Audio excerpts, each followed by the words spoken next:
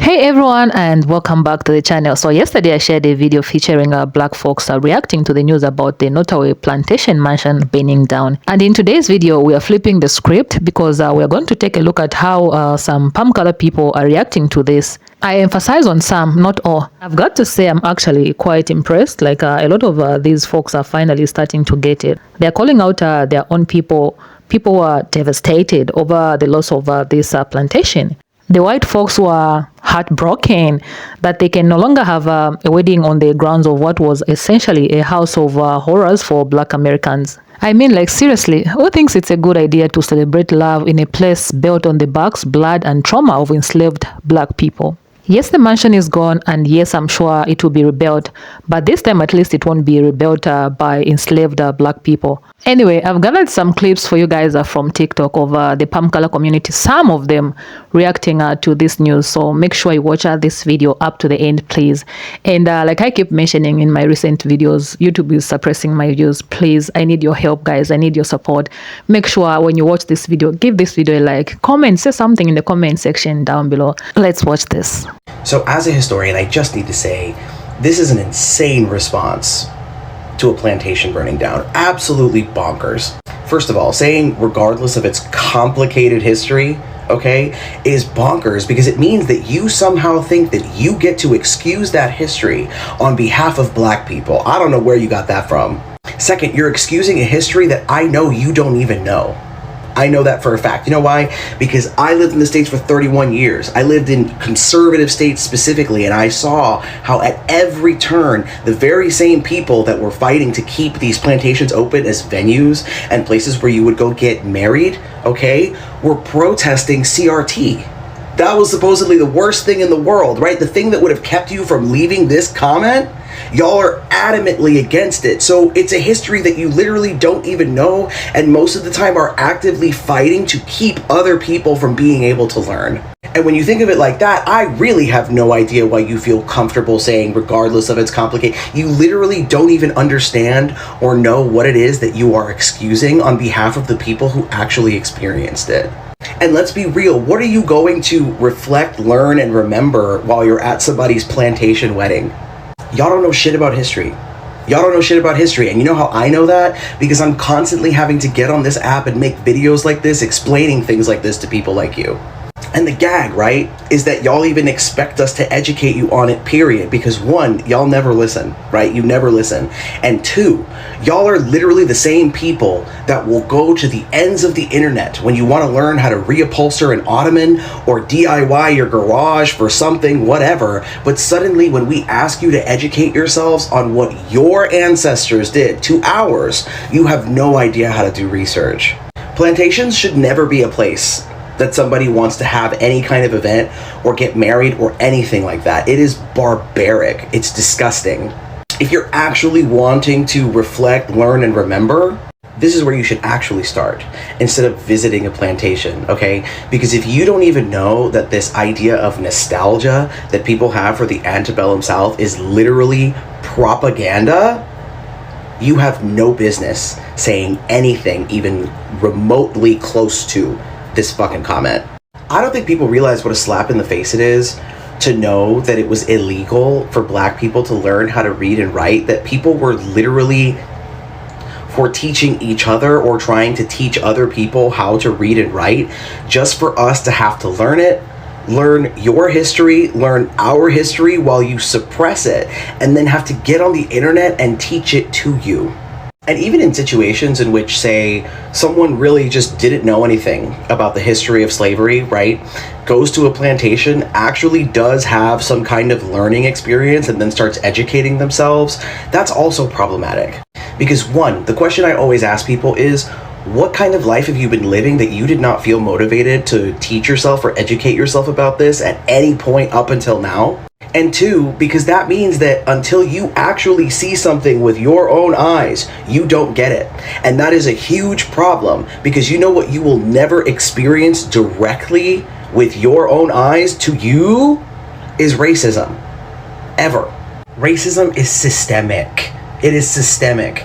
Racism is being able to tell black people legally, you can't sit here, you can't eat here, you can't live here, you can't go to this school, you can't learn to read.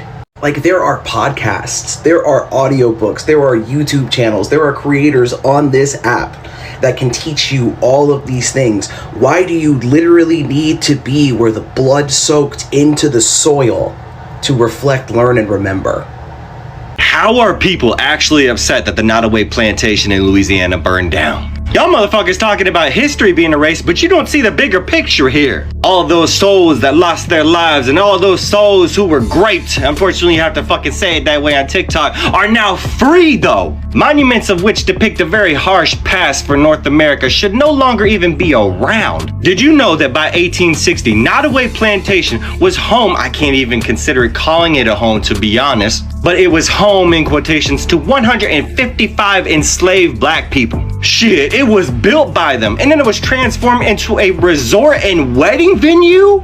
And you want to somehow justify getting upset for it being burned down? The NOttoway Plantation was the largest antebellum mansion remaining in the South. And don't even get me started on John Hampton Randolph, who literally owned 4 sugar plantations. That is including not only Nottoway, but also Blythewood, Forest Home, also Bayou Gula, all of which had a lot of similarities, and I bet you can guess what they are. So for people to somehow be upset about this really shows how much racism still exists in America. Y'all, the Nottoway plantation done burnt down to the ground, or the resort, as they're calling it now.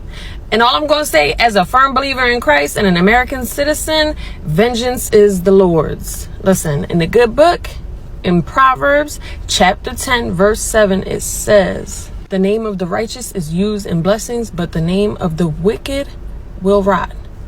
I'm not gonna hold your hand when I say this, but it's gonna be uncomfortable, so fucking strap in, dude. History should make you uncomfortable. History should make you think and say, what the fuck were people thinking? History should do that, right? And when we teach honest history and we're really real about it, it does that, right? But something that we do in the United States is we like to whitewash everything, because one of the tenets of white supremacy is comfort.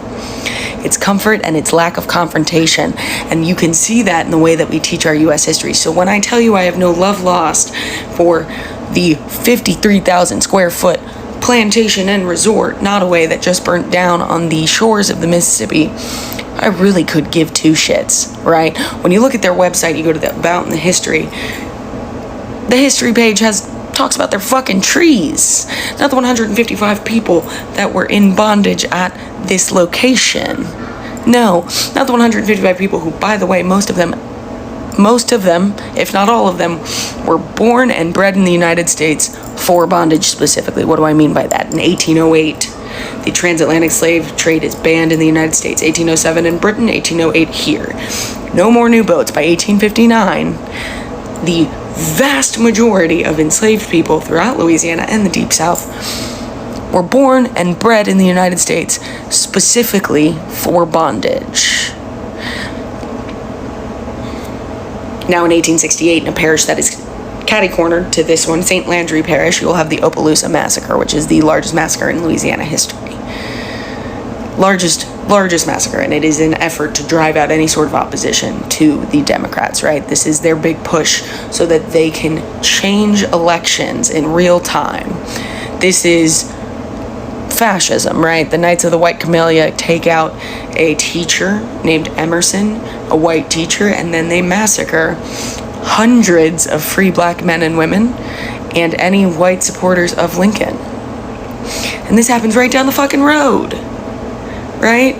There's no mention of the fact that Louisiana has different slave codes, and by 1830, 13% of black Americans are actually free men and women in Louisiana. There's no mention of that. No. There's fucking none of this. And yeah, if you are not feeling uncomfortable when you learn specifically U.S. history, because that's where I'm comfortable, but also the rest of the world history, then question the history you're learning, right? And when someone decides to forego human rights for the economy, that is a basket of red flags. It's what's happening right now, right? And it has been. You can follow along. I'm doing prison series at the moment. One of the last slave plantations in Louisiana burned to the ground this week. They had over 175 slaves at their height.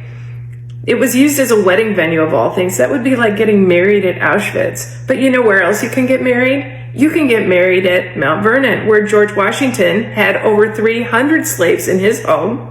Or you could get married at Monticello, the home of Thomas Jefferson. He had over 600 slaves. We need to stop planning vacations around these places. We need to look at them for what they are. They are graveyards. They are graveyards. And if Black lives do not matter in the United States, then no lives matter. This is an obscenity that you can actually get married at a place where people were held against their will, made to work and procreate against their will, and then died there. I found a video of the history tours given at NOttoway Plantation, so let's go through it. When he purchased a slave, if the slave had a wife and children, he'd buy the whole family so that they would never be separated. The purchase of an entire family unit, even taking the most paternalistic viewpoint of slavery, had little to nothing to do with just being a good guy. It had everything to do with the fact that they believed this would best reduce the chances of the enslaved people revolting against them. And in the village, he built a cottage for each of those families so they didn't have to share with multiple families and squeeze into one space. Again, this is not really about being a stand-up guy. You can really only fit so many people into a 12-foot cabin. And it makes the most sense to have children with their mothers. They could hunt, they could fish, so they could buy for their own food. That's an odd way to say that in addition to spending most of their time growing cash crops for the profit of their enslaver, they also had to hunt, fish, and grow their own food because, God forbid, someone should pay to feed them. They also built a hospital for them, and there was a doctor who would visit every week, and the doctor trained one of the slaves to be a nurse to take care of them. This wasn't about being nice so much as it was about protecting their investment. Right up until the point of the Civil War, the average slave cost in today's money about $30,000, which is a pretty significant amount of money. Now, one thing that we know now, and they also knew back then, is that the average lifespan of an enslaved person in the South was shorter than an enslaved person in the North because of the brutal nature of just working in agriculture outside in really harsh conditions. However, if you worked on a rice, indigo, or sugarcane plantation, it was even worse because those crops are grown in water. So you have all kinds of animals that you have to deal with, like water moccasins, bugs, which bite you and also spread disease, and you're more prone to fungal infections.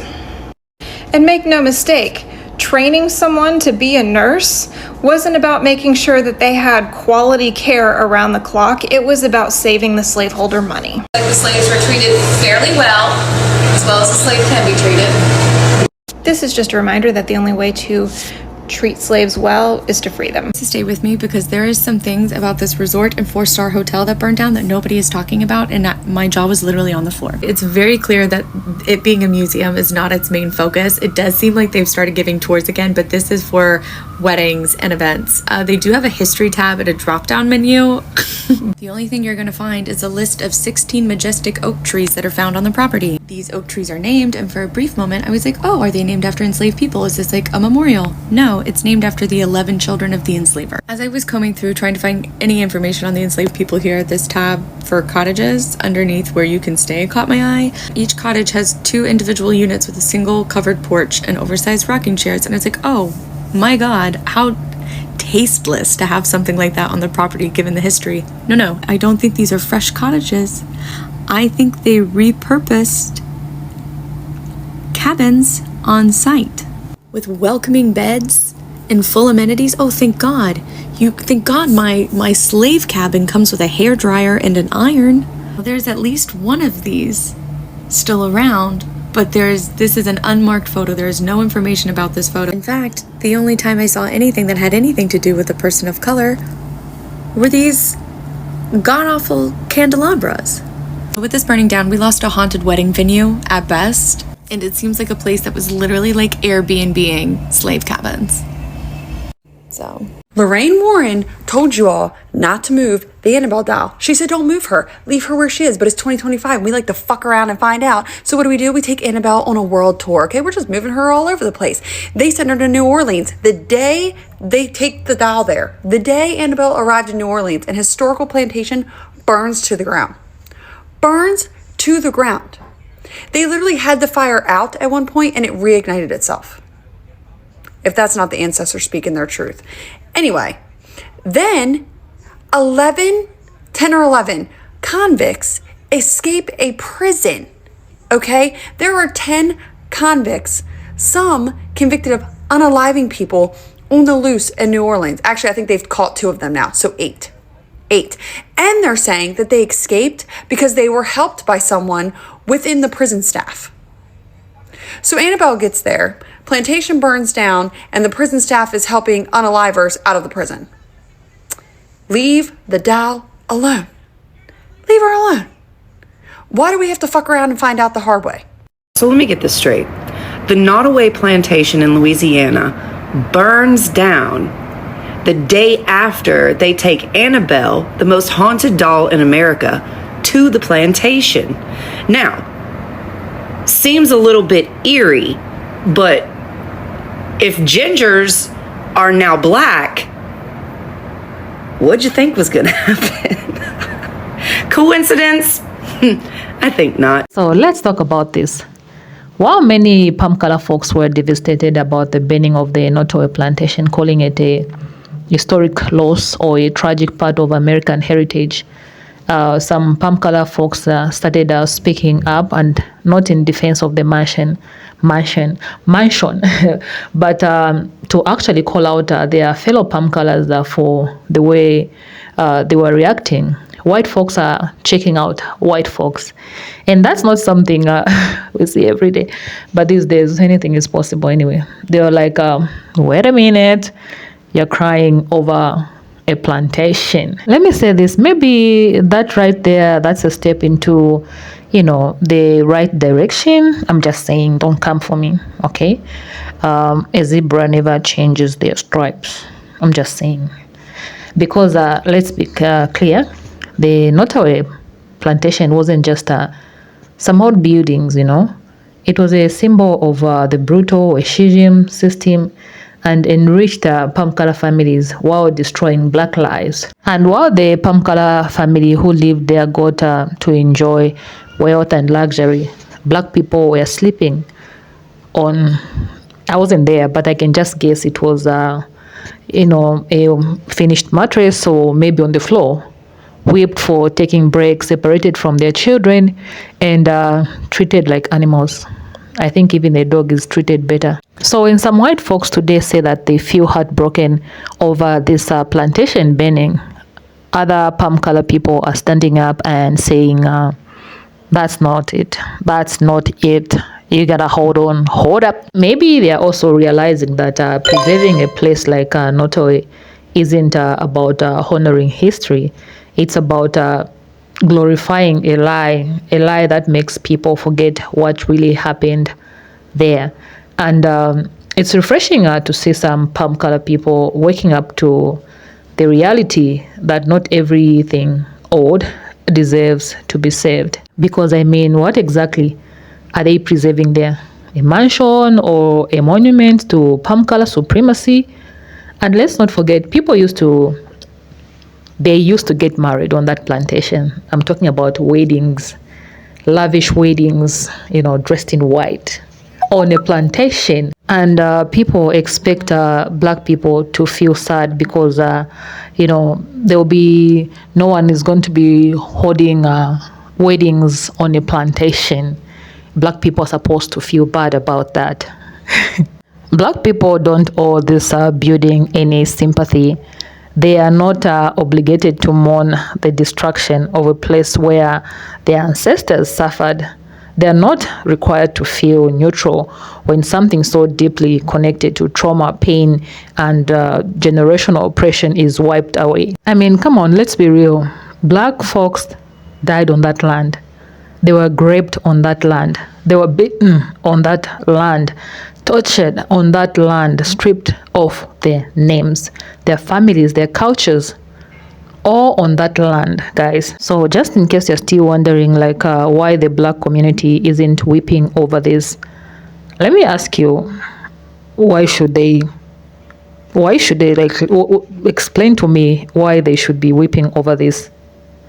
Some white folks are finally asking themselves that same question.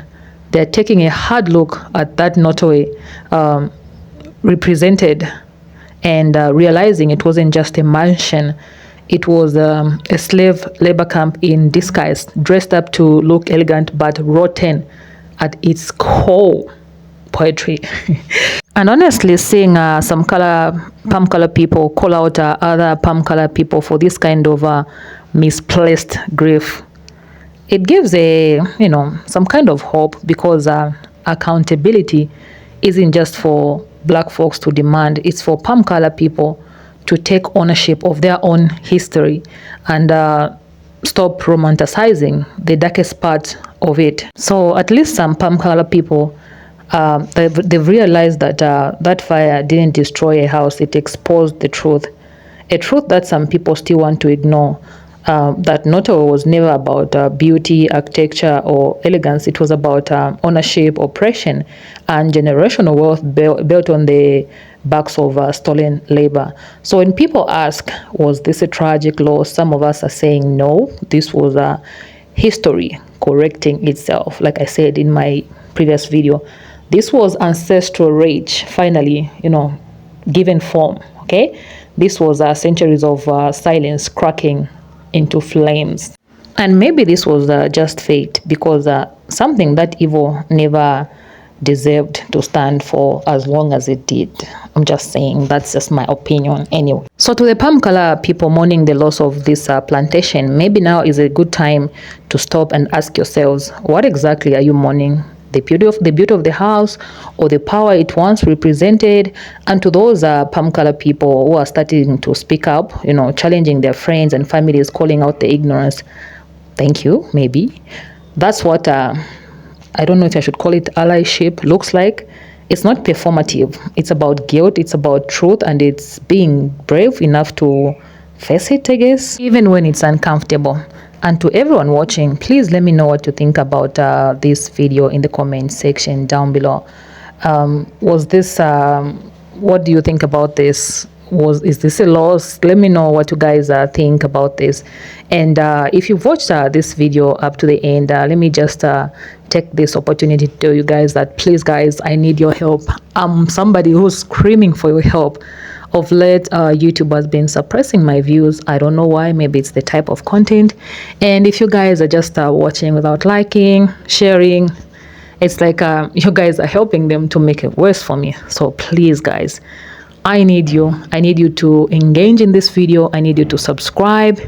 I need you to share this video to as many people, social media platforms as you can. Those who are going to watch, let them watch. But please, I need your help. This is a cry for your help. This is a cry for help to you guys. Yeah. I think with that being said, let me just say, I'll definitely see you in my next video. Please stay peaceful.